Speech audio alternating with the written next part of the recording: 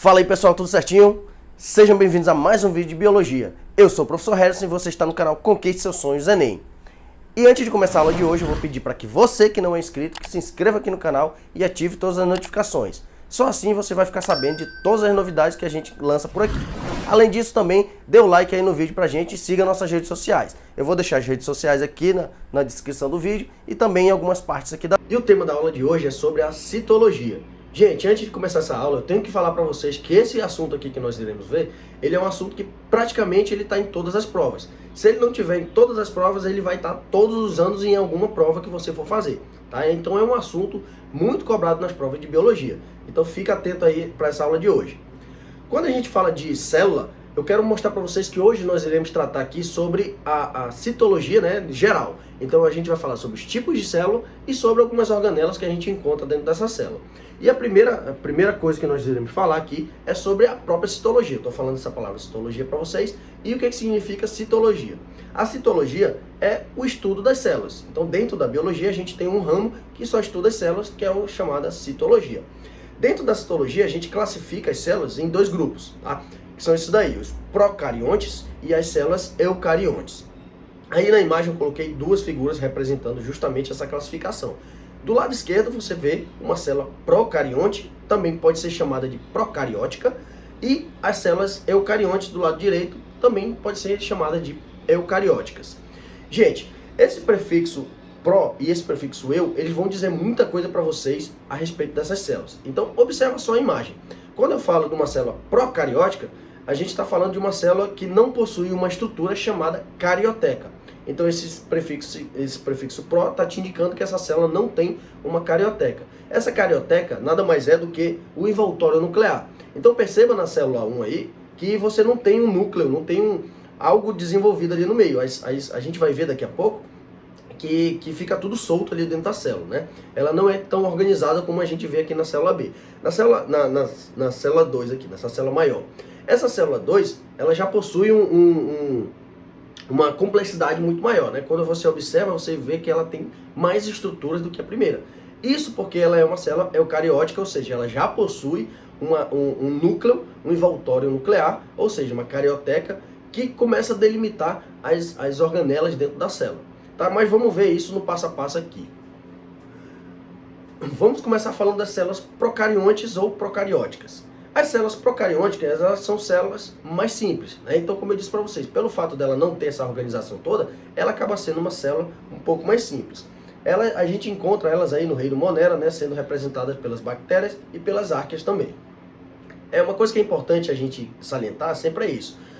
Elas possuem os seus componentes soltos no citoplasma. Então, como eu disse para vocês, como ela não tem membranas delimitando, isso acaba ficando meio bagunçado ali dentro da célula, meio solto ali, jogado de qualquer jeito, tá?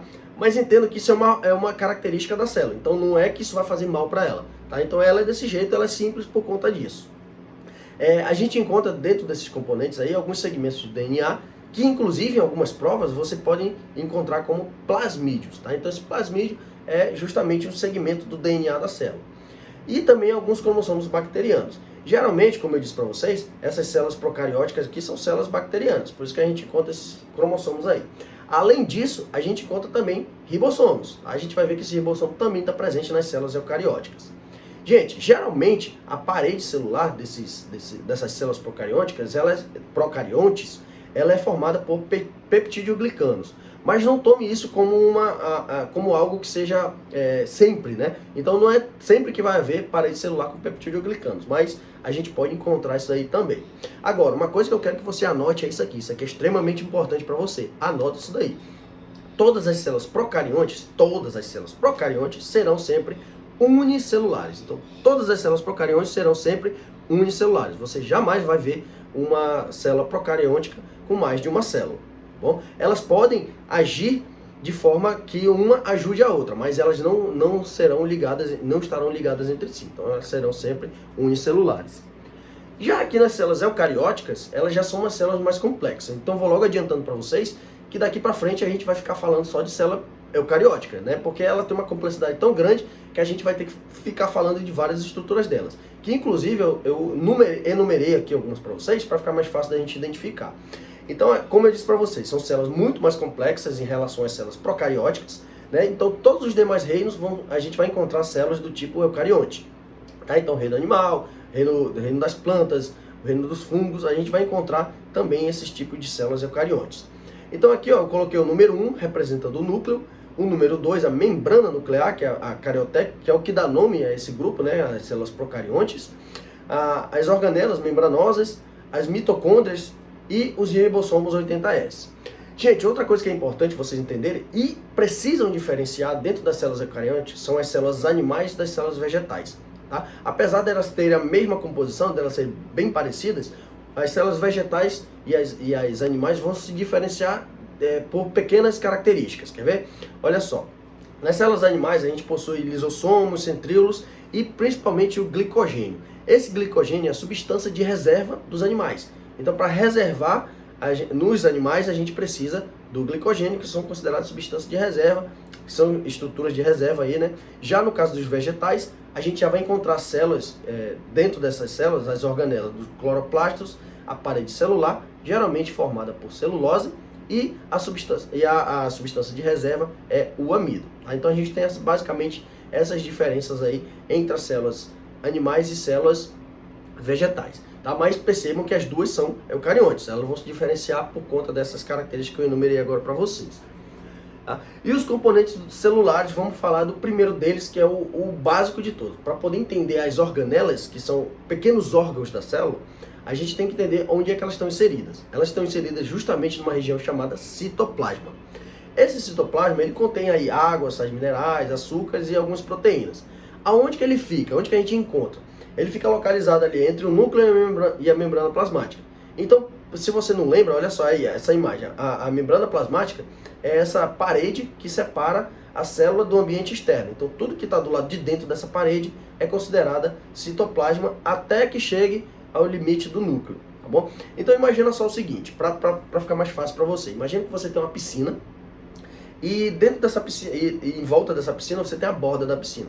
Quando essa piscina está cheia de água e você começa a jogar vários objetos ali dentro, imagina que esses objetos vão ficar boiando. Dependendo da densidade deles, uns vão para o fundo, outros vão ficar boiando, outros vão ficar ali no meio, flutuando, né? Ou seja, essa água toda que você está olhando ali, que tem várias estruturas boiando, você pode chamar de citoplasma. Então, o citoplasma dentro da célula ele vai ser basicamente isso, uma espécie de gelatina ali, onde as organelas vão estar flutuando, tá bom? E onde acontece também a maioria das reações químicas. Bom, para auxiliar aí no formato da célula, a gente tem o citoesqueleto. Além do formato da célula, esse citoesqueleto ele também vai auxiliar nos pseudópodes, né, no caso de algumas células que precisam se locomover, e também do transporte da célula. Aqui eu coloquei para vocês uma imagem bem importante sobre a membrana plasmática. Então aqui a membrana plasmática ela apresenta essas características que eu estou mostrando para vocês. E aqui embaixo eu aumentei o zoom dessa membrana para você ver algumas estruturas. Justamente a bicamada fosfolipídica, né? Então a membrana plasmática ela é caracterizada por ter essa bicamada aí. Então você está vendo que tem umas cabecinhas redondinhas e uns pezinhos para baixo, né? Então você tem a parte hidrofílica, que é a parte que tem afinidade com a água, e a parte hidrofóbica que fica para o lado de dentro da membrana, né? Que é a parte que tem medo de água, vamos dizer assim. É a parte intracelular e a parte extracelular da célula. Nessa região dessa bicamada lipídica, você tem outras substâncias e outras estruturas incluídas aí. Tá? Então, uma característica dessa membrana plasmática é que ela é formada por uma dupla camada fosfolipídica. É o que a gente chama de mosaico fluido. Tá? Vocês podem encontrar isso daí nas provas como mosaico fluido. A gente possui também o glicocálice, né, que é a junção de alguns açúcares com proteínas, que servem aí basicamente em algumas células para fazer a identificação de algumas estruturas. Tá? Então a gente vai ver isso quando a gente for falar mais especificamente de receptores da célula. E também o colesterol, que é encontrado somente em células animais. Então perceba que o colesterol ele é uma substância exclusiva aí dos animais, que está encontrada justamente lá na membrana da célula, na membrana celular das células. Bom, vamos partir para as primeiras organelas. A primeira que nós vamos falar aqui será o ribossomo. Então o ribossomo, a gente viu lá que ela está presente tanto nas células procarióticas como nas células eucarióticas e elas têm basicamente a mesma função. Então o ribossomo, ele é formado por RNA ribossomal, tá? Então eles são responsáveis por sintetizar proteínas. Então eles vão produzir proteínas tanto para o uso da célula, para a parte interna, como também para fora da célula. Então eles também podem exportar essas proteínas que são produzidas pelos ribossomos. O próximo é o retículo endoplasmático. A gente tem basicamente dois tipos, o retículo endoplasmático liso, também chamado de agranular, e o retículo endoplasmático rugoso, chamado de granular. A diferença entre eles é que o retículo endoplasmático liso, ele vai sintetizar lipídio, e o retículo endoplasmático rugoso, como ele tem ribossomos aderidos à sua estrutura, por isso que ele é rugoso, ele vai sintetizar proteínas. Então o liso, ele sintetiza lipídio e o rugoso sintetiza proteínas. Além disso, o retículo endoplasmático liso, ele serve também como armazenamento nas plantas, né? Então eles vão se transformar em pequenos vacúolos que vão fazer o armazenamento dentro das células vegetais, tá? No caso dos animais, a gente encontra muito esse retículo endoplasmático muito desenvolvido nas células do fígado, por exemplo, né? Então essas células do fígado, elas têm a função de detoxificação da célula. Então quem vai auxiliar nessa detoxificação é justamente o retículo endoplasmático liso, principalmente aí eliminando o álcool do corpo. Aqui no caso do retículo endoplasmático rugoso, a gente tem a função de armazenamento, transporte, empacotamento e eliminação de algumas substâncias de dentro da célula. O complexo de Golgi ou complexo golgiense, ele é responsável pela secreção de substâncias. Então ele vai sintetizar alguns glicídios e também vai auxiliar na formação dos lisossomos. Esses lisossomos, por sua vez, eles serão responsáveis pela digestão intracelular. Então, gente, volta aqui para mim. Imagina só, eu estou falando de várias organelas, mas se você parar para pensar, a célula é como se ela fosse uma pessoa, né? Então uma pessoa, você, por exemplo, você tem vários órgãos responsáveis por cada parte do seu corpo. Então você tem um coração, você tem um pulmão, você tem um fígado, você tem um cérebro, ou seja, vários órgãos dentro do seu corpo que fazem uma função. A célula, se você parar para pensar, ela está fazendo tudo isso. Então você tem uma célula responsável por produção de proteína, uma pelo empacotamento, e a outra pela digestão. Então a célula, tudo que ela consome, ela precisa digerir. E se ela digere, ela também vai ter que eliminar. Então você está vendo que ela faz todo o metabolismo dela assim como se fosse você. Tá bom? Então entenda assim para ficar mais fácil.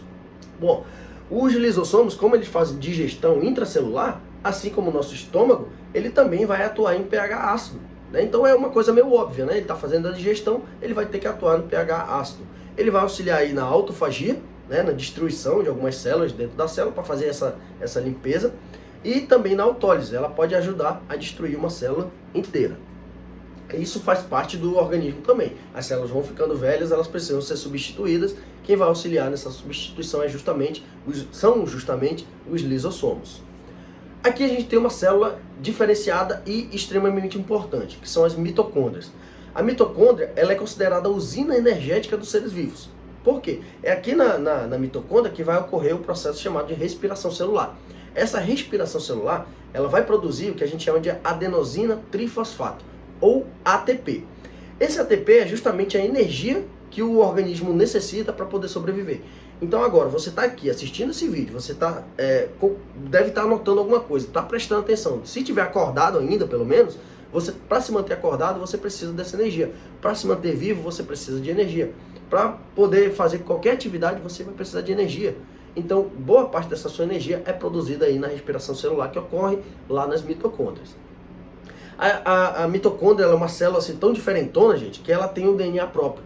Então, na história evolutiva aí, imagina-se que há milhões de anos atrás, as mitocôndrias, elas eram células procariontes muito simples.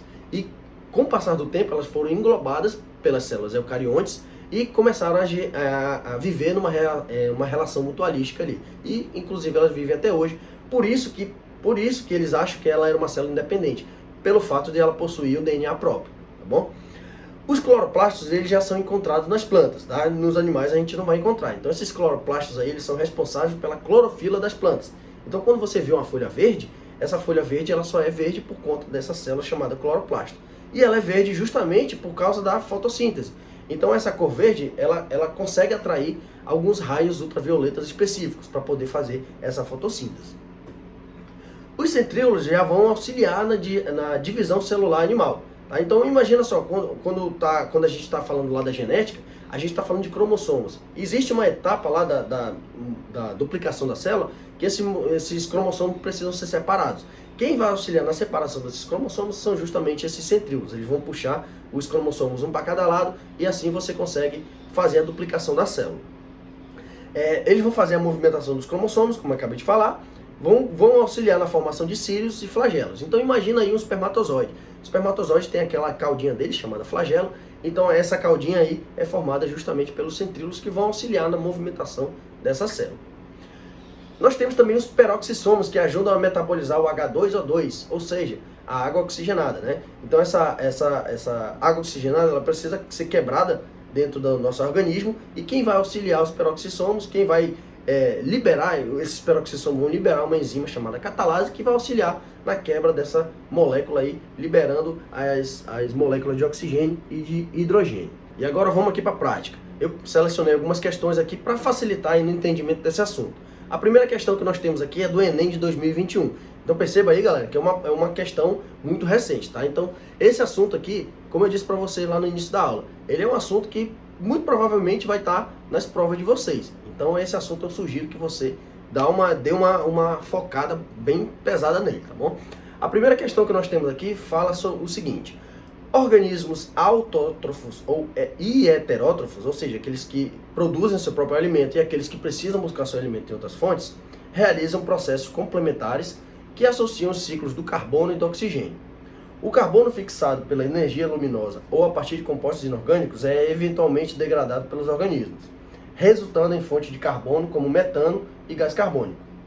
Ainda, outros compostos orgânicos são catabolizados pelos seres, com menor rendimento energético, produzindo compostos secundários, que a gente chama de subprodutos, que podem funcionar como combustíveis ambientais. O processo metabólico associado à expressão combustíveis ambientais é a... Então, ele quer saber o seguinte: os seres vivos autótrofos e heterótrofos, eles têm forma diferente de produzir seu alimento, né? Então, eu disse que os seres fotossintetizantes, por exemplo, vão buscar energia solar junto com os nutrientes do solo para fazer os nutrientes dele para poder fazer a produção de energia. No caso dos heterótrofos, a gente tem que buscar essa energia em outras fontes. E a gente vai produzir alguns subprodutos dependendo desse tipo de metabolismo. Então ele está falando aqui do metabolismo associado à expressão combustíveis ambientais. Então quando ele fala disso, ele não está se referindo à fotossíntese. Porque a fotossíntese, ele já disse aí na questão, que é um processo que ele faz normalmente, né? Então a questão está te dizendo o seguinte: ele faz um processo, mas na falta desse processo ele utiliza um outro processo, que é esse que é o da resposta, e esse outro processo vai fazer ele tem uma produção energética um pouco menor, por isso que ele é um processo secundário. Então ele quer saber que processo secundário é esse. O processo secundário aqui não pode ser a fotossíntese, porque a fotossíntese é considerada primária, que a fermentação já é a nossa resposta, né? Então a gente tem a fermentação como uma produção secundária de energia. Então onde que a gente encontra isso? Então a fermentação, por exemplo, é um processo que é utilizado em na produção de vários alimentos, por exemplo. Então se você quiser produzir um pão, quando a gente está produzindo pão, a gente coloca ali os ingredientes do pão, né? Faz aquela massa todinha, mas a gente coloca o fermento biológico. Fermentos biológicos são seres vivos ali que a gente está colocando, pequenos micro-organismos, que vão consumir aquele açúcar daqueles nutrientes e vão fazer um processo chamado fermentação. Ou seja, ele não vai utilizar oxigênio para poder fazer esse processo. Então é um subproduto ali e ele vai liberar alguns gases, né, que são esses subprodutos que ele fala aí na questão. Então a resposta certa é a letra B. A próxima questão é do Enem de 2017. Ele diz o seguinte: os sapos passam por uma metamorfose completa. Os girinos apresentam cauda e brânquias externas, mas não têm pernas. Com o crescimento e desenvolvimento do girino, as brânquias desaparecem, as pernas surgem e a cauda encolhe. Posteriormente, a cauda desaparece por apoptose, ou seja, morte celular programada, regulada por genes, resultando num sapo adulto jovem. A organela citoplasmática envolvida diretamente no desaparecimento da cauda é o... Então, como eu disse para vocês, os sapos, né, eles são da ordem Anura, né, então eles não possuem cauda, mas só que quando você vê, na época que eles estão na fase aquática ainda, né, eles são organismos, são anfíbios, né, que significa dizer que eles são organismos que vivem parte na água e parte na terra. Então, quando eles estão na fase aquática, eles apresentam uma cauda bem comprida. Só que se você vê um sapo adulto, ele não tem cauda, né? Então, essa cauda ela vai diminuindo à medida que esse sapo vai amadurecendo, vamos dizer assim. Então, na questão, ela quer saber justamente qual é dessas organelas que é responsável por ajudar na digestão aí dessa cauda, porque essa cauda ela é praticamente digerida pelo ser vivo. Então, a célula que é responsável pela digestão celular é justamente o lisossomo. Então, a resposta dessa daí é a letra B de bola.